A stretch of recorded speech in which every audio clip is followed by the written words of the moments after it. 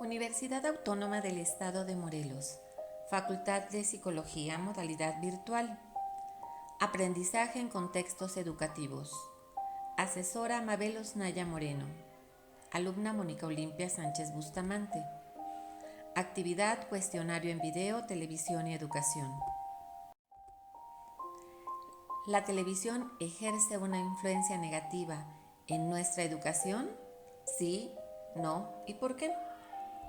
Considero que no ejerce una influencia negativa, porque saber ver la televisión puede ser un hábito, como muchos, que se van aprendiendo con el tiempo, y al mismo tiempo un buen recurso desde el punto de vista educativo.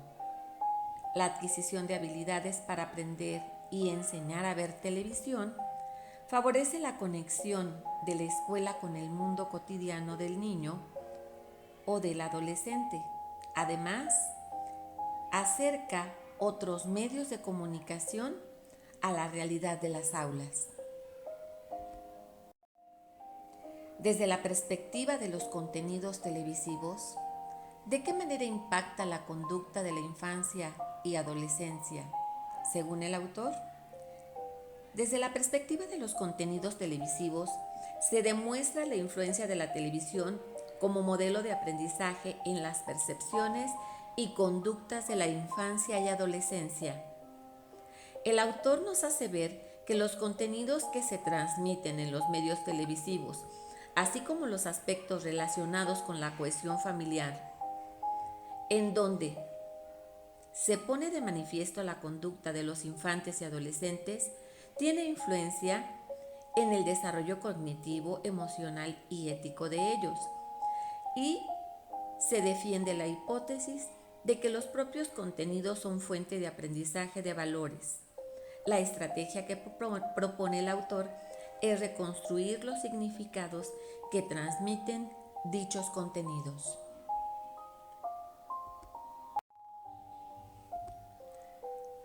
Desde la perspectiva de la televisión como medio, ¿estás de acuerdo en que la televisión dificulta el diálogo, la argumentación e impide la construcción activa de nuevos conocimientos? Sí, no y por qué. No lo considero cierto, ya que en el trabajo longitudinal realizado por Anderson, Houston, Smith, Limbenger y Wright en el año 2001, se demuestra que los sujetos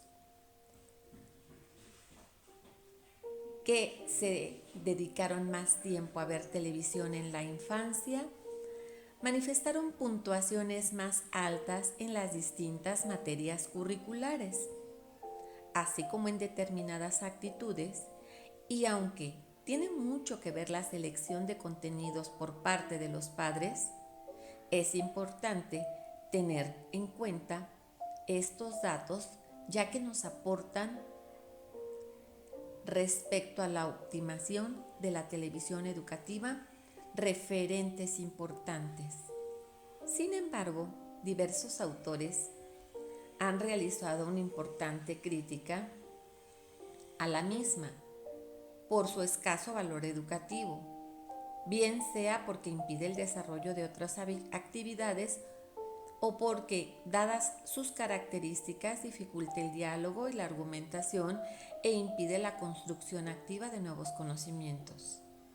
Vila, en el año de 1998, opina que esta posición no está en lo cierto y que el reconocimiento de la capacidad educativa de la televisión no debe limitarse a las capacidades desarrolladas en los aspectos tecnológicos, sino en las que se desarrollan a través de los contenidos.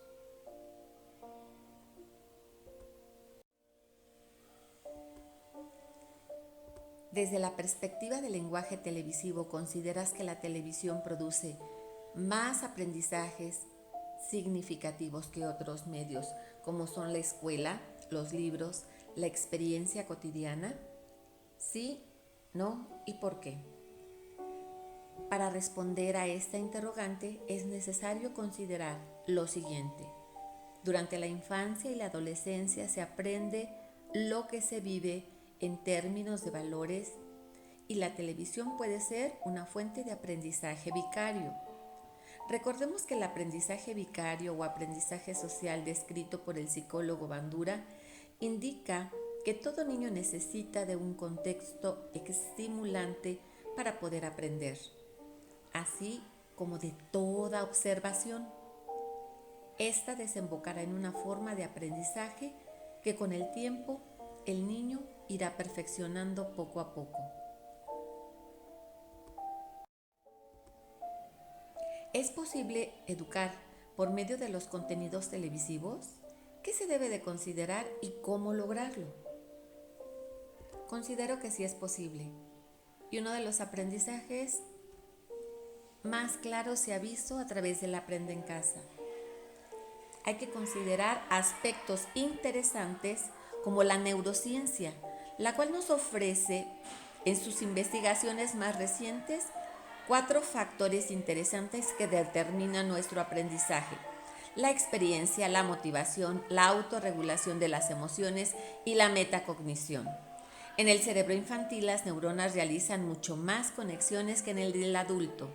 Y cuando más rico es el ambiente en que se encuentra el niño, mayor es el número de conexiones, dando lugar a un aprendizaje más rápido y más significativo.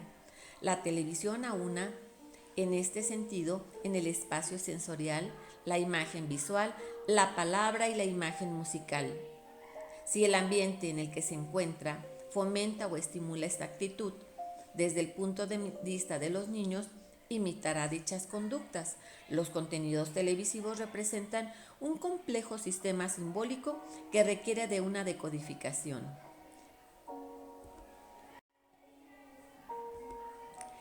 El esfuerzo intelectual que supone leer un libro o un cómic es bastante más grande que el de sentarse a ver televisión. Sí, no y por qué. Es cierto que la imagen también está presente en los textos que hay en la escuela. Y en este sentido, no se puede decir que es algo nuevo.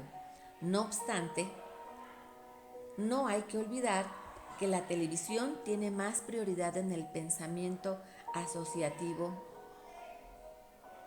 y primario versus el pensamiento reflexivo, lógico o racional. En este sentido se dice que genera un discurso diferente. De hecho, el esfuerzo intelectual que supone leer un libro o un cómic es bastante más grande que el de sentarse a ver la televisión. ¿A qué se refiere el autor cuando dice que el visionado de la televisión es un proceso mediado y por qué? El visionado de la televisión es un proceso mediado que va más allá de una relación unidireccional del medio sobre las personas, ya que incide en la capacidad de procesamiento de la información, la afectividad y la personalidad. Muchos de estos datos posiblemente se refieren al visionado de conducta violenta que se promueve a través de valores materialistas y consumistas. Y aunque un análisis más matizado ha demostrado que cuando la violencia es injustificada, decrecen las actitudes agresivas de los sujetos estudiados y la influencia del contexto donde se produce la acción. En este tema es preciso considerar que el discurso o debate sobre la televisión ha sido fatalista y en ocasiones simplista y mecanicista, ya que es un discurso defensivo y por lo tanto hay que protegerse de sus efectos nocivos. Ahora bien, si queremos abordar esta influencia con seriedad, es preciso considerar diversas variables, tanto personales como contextuales. En conclusión, referirnos a la televisión como un medio que promueve o no el aprendizaje va en relación a las expectativas que cada uno de los sujetos procesa, entiende, codifica o decodifica, ya que puede ser un impulso, una idea o un medio para poder adquirir conocimientos, habilidades y destrezas que pondrán en marcha el engranaje y el proceso mental de aprendizaje. Y si bien muchos lo han fatalizado por ser un medio consumista, finalmente es una realidad que nos conecta de manera global con todo lo que está sucediendo. No solo la televisión, sino los medios de comunicación son un instrumento educativo que, utilizado de una manera adecuada, favorecerá mucho los procesos de aprendizaje y de la escuela, la familia y la sociedad. Agradezco mucho su atención de todos ustedes.